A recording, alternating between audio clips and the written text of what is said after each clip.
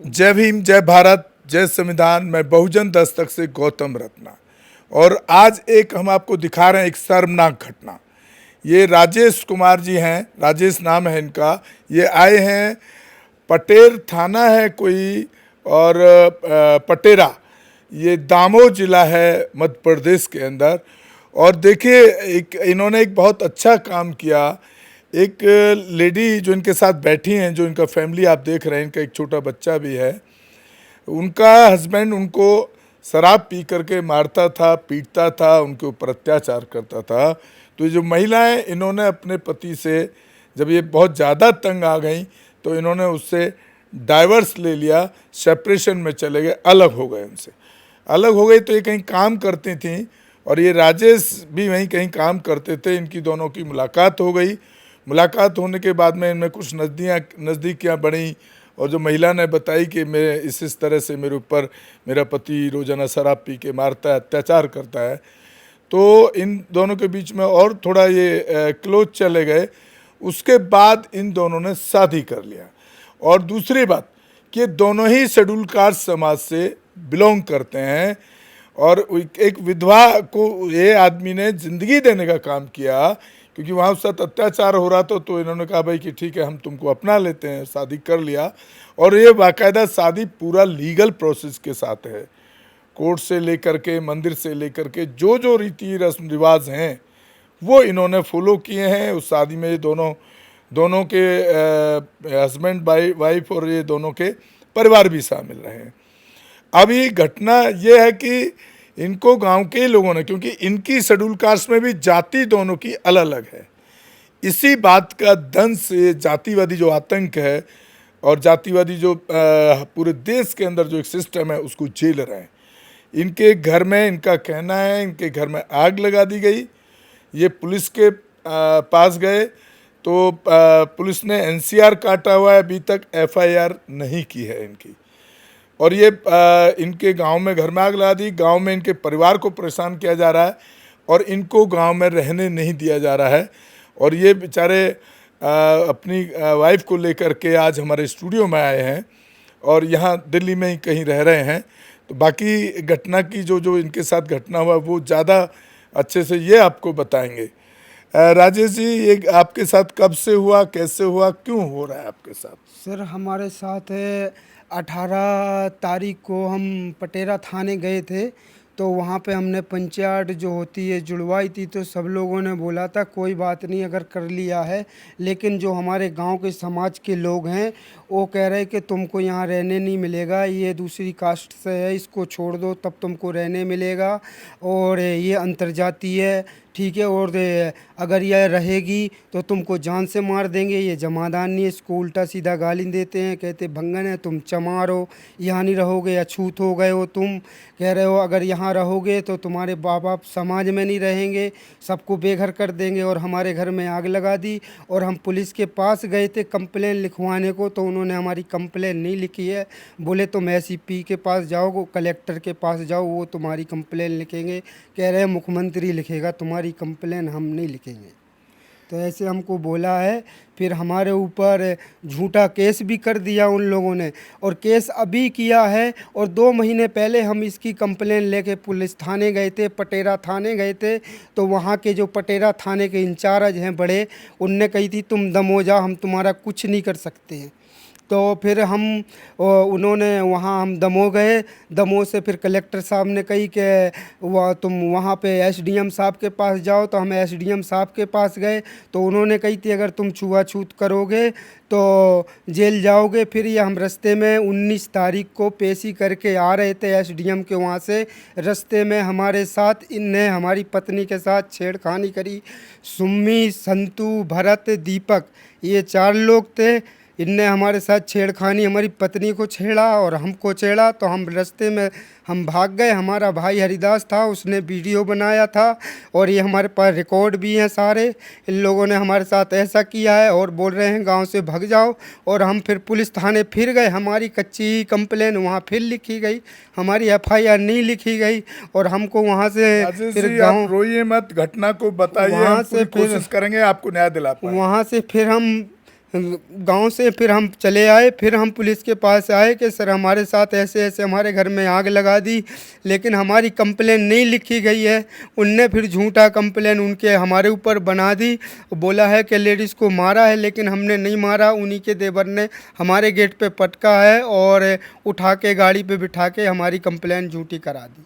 आपका क्या कहना है इस घटना के बारे में? मेरे को उल्टा आप रोइए सीधा मत, आप हम पूरी कोशिश करेंगे कि वो मीडिया के माध्यम से आपको न्याय दिलाने की पूरी कोशिश करें। उल्टा सीधा गाली देते हैं, जमादार भंगी बोलते हैं, कहते हैं कि तुम यहाँ नहीं रह सकते हो, यहाँ रहोगे तो हम आपके साथ गलत व्यवहार करेंगे, आप यहाँ गांव से बाहर जाओ क्योंकि आपने अहरवाल समाज के लड़के से शादी करी हो, आप बंसल कास्ट की लड़की, लेकिन आपका अधिकार नहीं है यहाँ रहने का।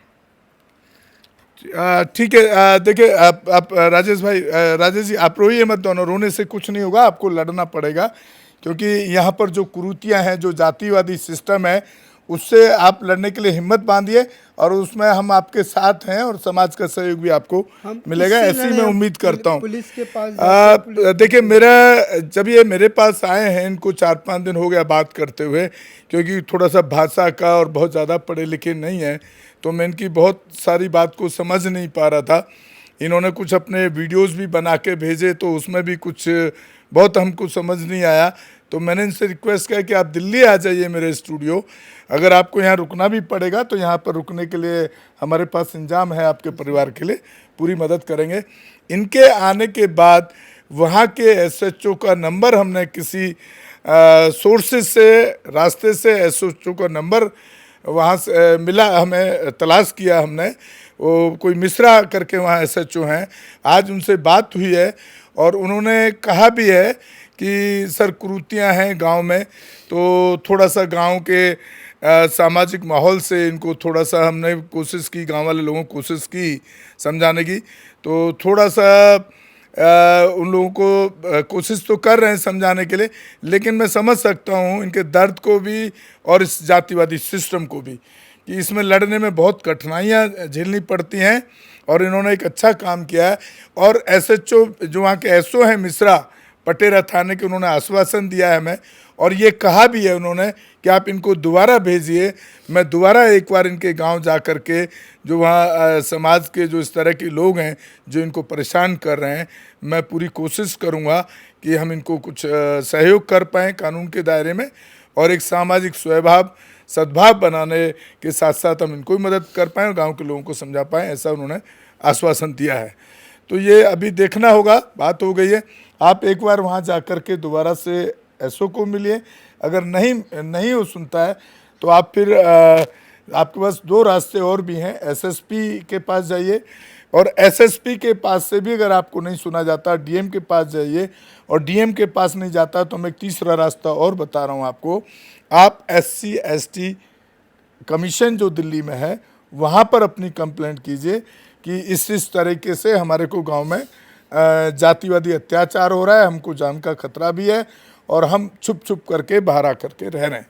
इसी के साथ विदा लेते हैं और आप हमारे चैनल पे अपनी कोई भी राय रखना चाहते हैं तो आप बिल्कुल ज़रूर रखें और हमारे चैनल को ज़्यादा से ज़्यादा लोगों तक पहुंचाएं, शेयर करें, सब्सक्राइब करें और हमें हर तरीके से सहयोग करने की कोशिश करें ताकि हम ऐसे लोगों की आवाज़ को आप तक पहुंचा सकें, प्रशासन तक पहुंचा सकें, सिस्टम में जो प्रशासन काम कर रहा है उस तक पहुंचा सकें ताकि उनकी आवाज़ बुलंद हो सके और वो जो अत्याचार हो रहा है उस पर कुछ उनको न्याय की जो प्रक्रिया है वो चालू हो सके। हाँ, आप कुछ कहना चाहते हैं? सर ये कहना चाहते हैं कि हम पुलिस के पास बार बार जाते हैं और हमको बार बार धमकी दी जा रही है कि अगर तुम इधर आओगे तो जान से मार देंगे, अगर कोई रास्ते में हमें कहीं मार देगा।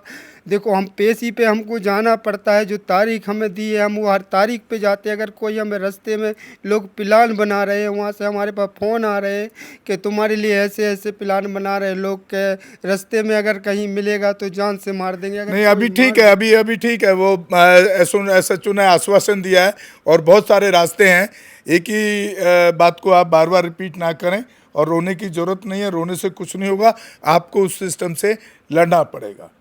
आप डीएम से मिलिए, एसएसपी से मिलिए, नहीं तो एक रास्ता मैंने आपको और बता दिया है, आप एससी कमीशन दिल्ली को लिखिए। यहाँ पर हम एससी कमीशन के चेयरमैन और मेंबर से भी आपके जस्टिस के लिए बात करेंगे। धन्यवाद सर।